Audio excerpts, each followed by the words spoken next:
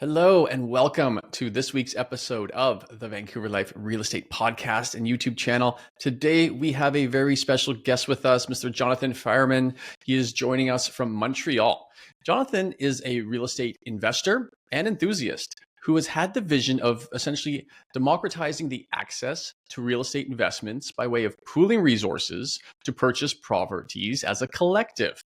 This, of course, fosters a more inclusive and accessible financial future for those who maybe did not have access to this type of project before. So Jonathan has founded a company known as Investium. Jonathan had founded Investium with the mission of helping individuals from both first-time investors all the way to seasoned investors and, of course, first-time homebuyers as well. And the program, the software here, is designed to help them navigate the complexities of the market and help them achieve those financial goals. Jonathan brings with him a wealth of real estate and investment knowledge to this conversation today, and we're really excited to have him. Jonathan, welcome to the podcast. Thank you. My pleasure to be here. Fantastic. Well, let's dive right into it here. Let's dive into some of the problems that real estate investors face in today's landscape and what you've done to help address these problems. Real estate investing can seem incredibly daunting, especially to first timers, and those who have an existing portfolio may hit a capital wall and need partners to be able to grow their portfolio further. So what specific challenges do real estate investors face when trying to connect with partners and or possibilities in this landscape? Yeah, absolutely, Dan. So I think one of the main reasons I created Investium was because I was facing that same challenge, right? I got into real estate investment perhaps by chance, and I really fell in love with it. And then I started to feel those challenges, right? Challenges in managing, for example, the tenants, but also finding capital if you want to grow your portfolio. So I think when I was ready to do that, I had a condo that I was managing and I was renting out. I sold it. I wanted to grow my portfolio. And it's okay, but I don't want to do it alone, right? I want to grow and I need some partners to do it. And then I faced the challenge of where do I find these partners? At some point, it becomes a matter of numbers. You need to really meet people. I've been into many networking events, but you don't have the chance to speak with many people. And even if you do, those people that you speak with may not be the ones that have the same vision as you have. So those, I think that's the first challenge is getting in touch with them, with the partners, with potential partners. Other challenges that I was facing to invest in real estate, obviously, like you mentioned, capital. That's one. Knowledge, it's another one. Time, it's another one. I think some people may think as real estate investment as this passive investment, but it's not passive at all, right? It requires a lot of time, a lot of commitment, a lot of skills. And I think all of those elements are solved or mostly solved with partners. People are dedicated that share the same vision that you have. And then all of you can pool your resources, being money or time or knowledge or skills or network. And then it's much easier to move forward together. Tell us a little bit more, Jonathan, about what types of real estate assets or opportunities that you're finding investors are most interested in at the moment. I mean, it's a difficult climate, so I'd be interested to know what you feel investors are looking at. Yeah, that's actually a great question. So I think as investors realize that they can grow together, I think obviously they start to look at bigger properties with obviously multifamilies with multiple units. But something I was surprised to see is how easily this transforming actually developing, right? So something that you may think, oh, I will never be able to develop something by myself because it's obviously very expensive and it requires, again, skills. And so I will just buy a duplex, triplex, something like that. But what I've seen is actually a lot of opportunities to develop or redevelop buildings, which obviously helps everyone in today's climate. So as soon as people they are start to meet with each other, they realize they can grow much faster. So I think As soon as they realize that, then developing becomes like the next thing. Now it's multifamilies, but then it's developing. Yeah, great point. And very interesting to hear that, you've really kind of gone through it. You've done it, you've been there, especially when it comes to the statement of wanting to kind of just do it all alone, right? When you're a first timer, it can kind of seem like you want to get out there and you want to learn all the nitty gritty, but that can somehow and sometimes become a little bit counterproductive. So how would you say, let's get into some of the nitty gritty here. Like, how can real estate investors, including brand new ones, leverage partnerships to grow their portfolios? Well, I think that the first thing is by diversifying skills, right? Something from my own experience, something it was challenging is obviously finding the tenants, but then managing, right? So you may live far away from the building. That was happening to me, so it wasn't something easy.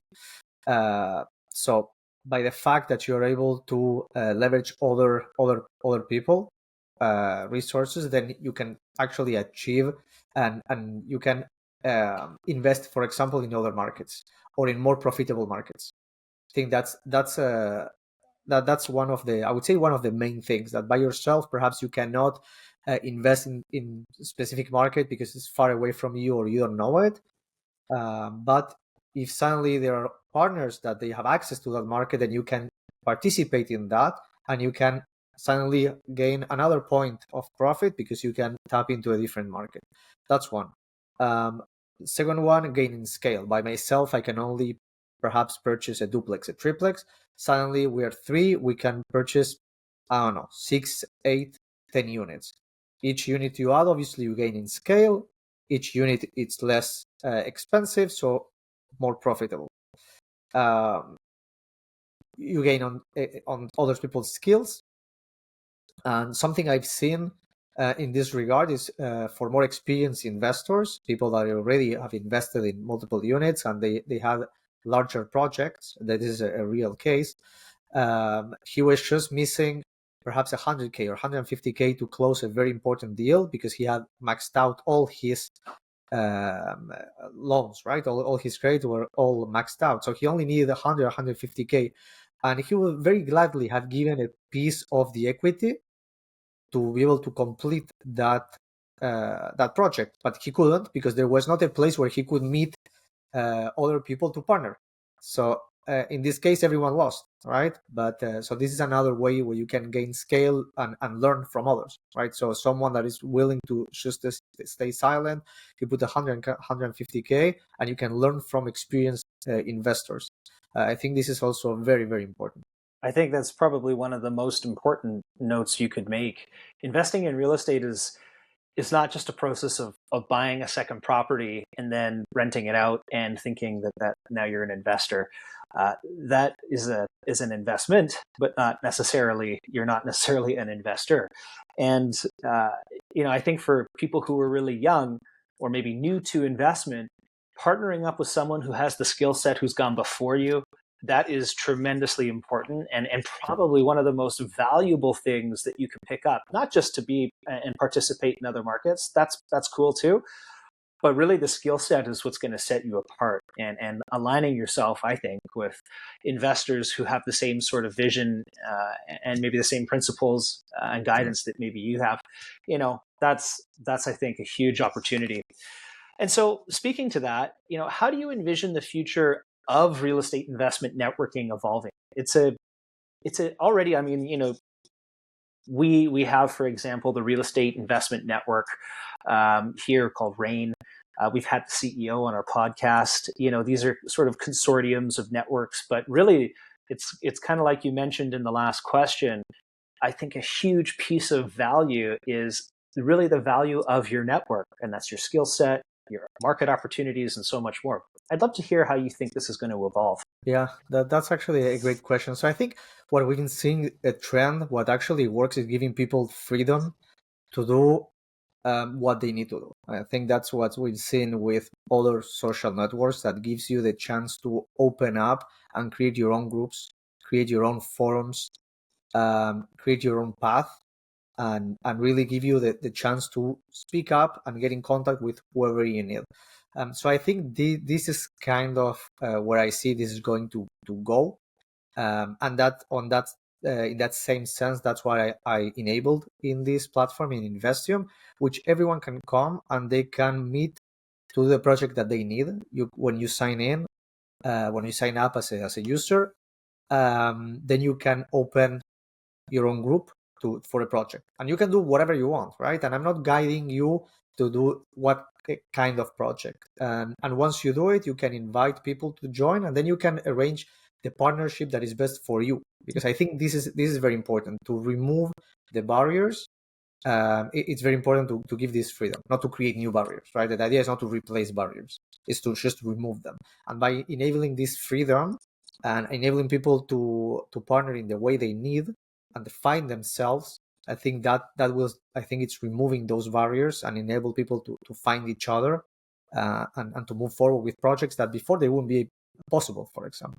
Yeah, very interesting. And this, of course, opens up a whole sort of new layer of diligence, if you will. So, an individual going in to, let's say, invest in a one-bedroom condo is much different than investing in a multifamily building with partners that they've maybe never met before. So can you share with us maybe what are some of the key factors that people need to consider when they're evaluating potential real estate opportunities of this magnitude, and of course, the partnerships that they're going to get themselves into?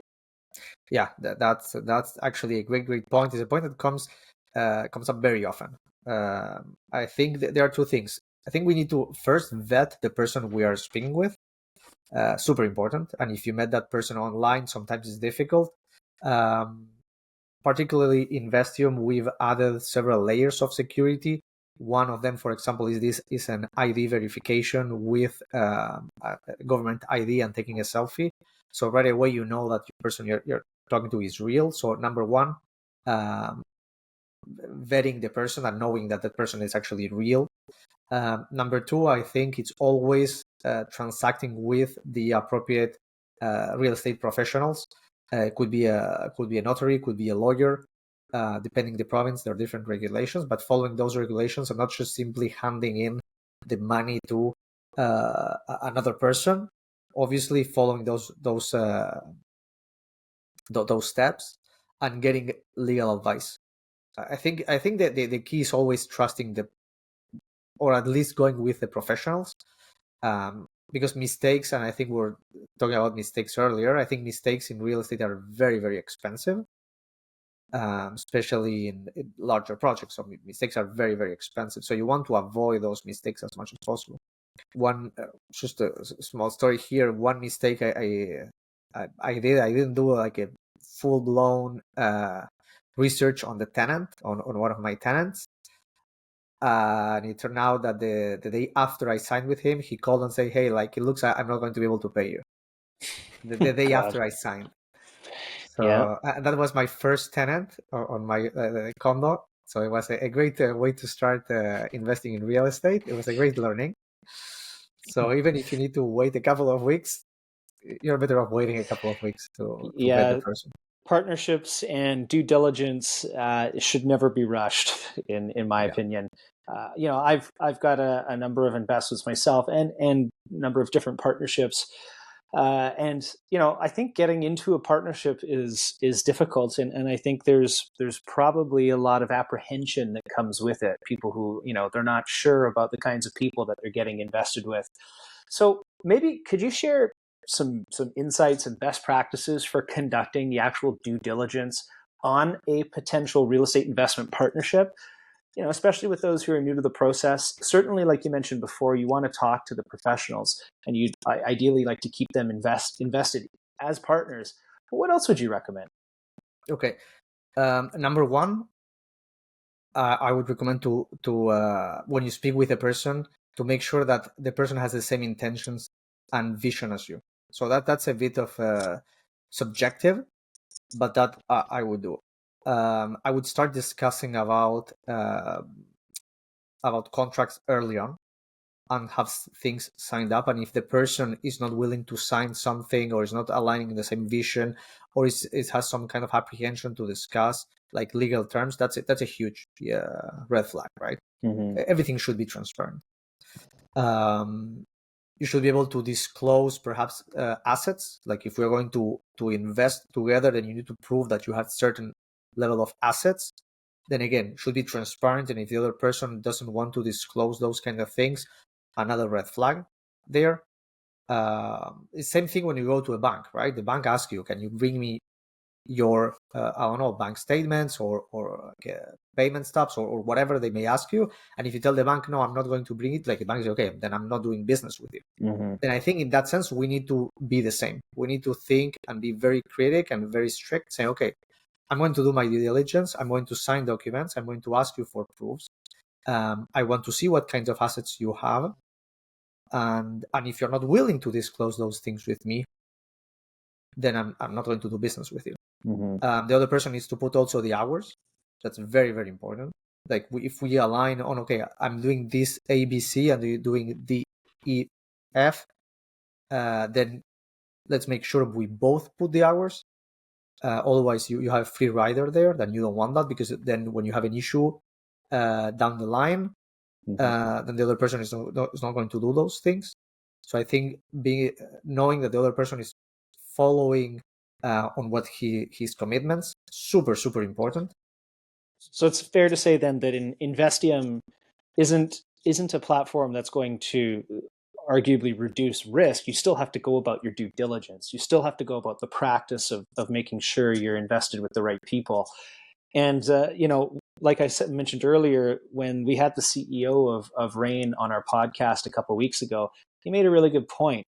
And he was like, sometimes in partnerships, when you get going early on, if you feel a vibration in the wheel at 40 kilometers an hour, just wait until you get to 100, right? The wheels will fall off the car.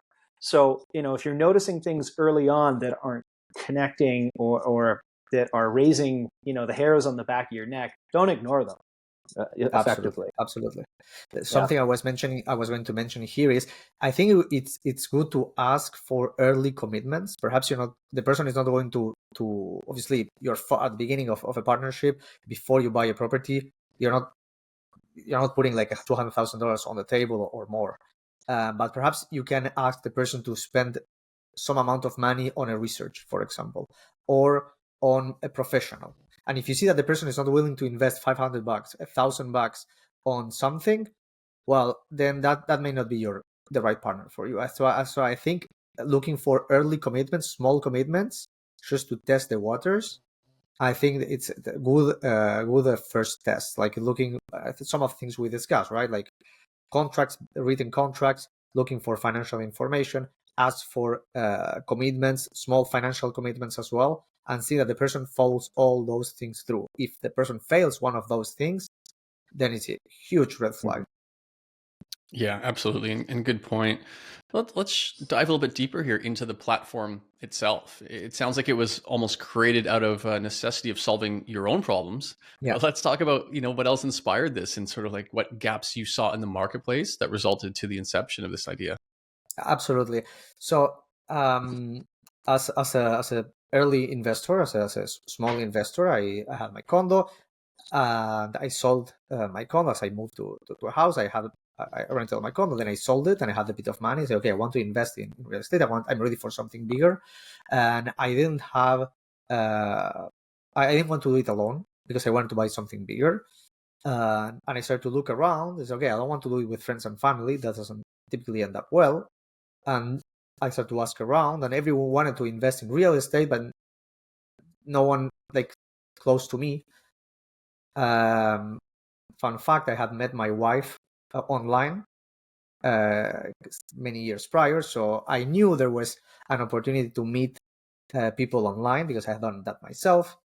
So I said, okay, if you can meet a life partner online, why not a business partner online?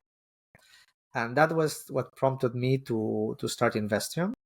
I knocked on a few doors to look for investors myself, for partners.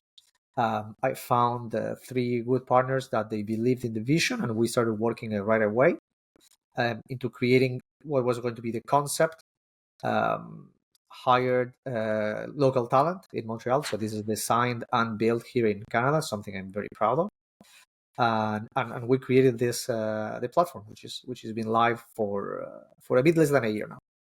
Jonathan, you and I actually have something in common because I met my wife online as well. Nice. And But one thing I did find out about online dating is that not everybody looks like their pictures. And, I think that, and I say that as a bit of a segue into my next question, because, when you meet somebody online, you have a perception of what they're like, but you're not entirely sure, right? So how do we ensure quality and reliability of the connections made on your platform? And I guess, because if you don't look like the pictures and you're trying to date someone, that's effectively fraud or a scam. And so, how do you safeguard against those kinds of activities so that people are protected? Okay, so there are some things that the platform itself is doing, and some things that the people themselves should be doing, right? The kind of things that I'm doing in the platform is when you create an account, you have this two-step verification with a phone, for example, so you cannot create a million accounts. You have the government ID step, so you cannot effectively say you're someone you're not. And on top of that, the third layer is you can report bad user behavior. So the way I see it, it's true you can go into the platform and you can be a bit shady, but as soon as people report you, because people will report you, then I will ban you from the platform, and that's it. You cannot create another account, or it will be very, very difficult to create another account. So that way, I think you use the power of the people to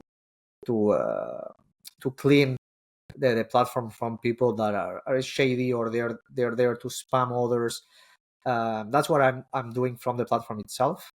Then what people should do is, I think it's all very, like you say, like all the pictures, they look pretty until you meet them, right? And then right away 80% are not what you expected, and you can move on. And I think it should be the same. You start talking, right?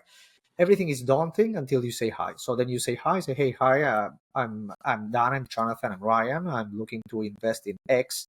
How about we meet for coffee, or how about we chat a bit, or do you want to join us in this group that we are with the same mission? And then after a couple of chat with a person, you will soon realize if the person is ill-intended or has the same vision as you. And I think they say, okay, with online dating, you realize that, but you realize on the first date, right? In 80% of the cases, you realize on the first day that that's not the match for you. In the first 5 minutes, to be honest. Exactly, first 5 minutes, absolutely. So I think here is the same. You go on an online chat with a person, and in the first 5 minutes, you will see there's something weird about this person. I'm not interested in moving forward, and you move to the next one. Or conversely, you find that you are, and that you want to move forward, right? Absolutely. Yeah, so I think it's all a matter of going through the first step, right? So it's true, you see all the profiles and you don't know, but then you meet them, okay, and you ask questions, and you chat with a person, and then it becomes more real. Is there a list of questions or anything like that Investium can provide when, for say a new investor, someone who's, the kinds of questions that you might want to ask, or some guidance in that respect? That's a great question, and we're actually working on that with lawyers, accountants, and professionals. Cool. To provide that kind of guidance in terms of what to look for, the due diligence, even perhaps sample contracts that you may want to use. We're actively working in providing all those services to investors. Cool.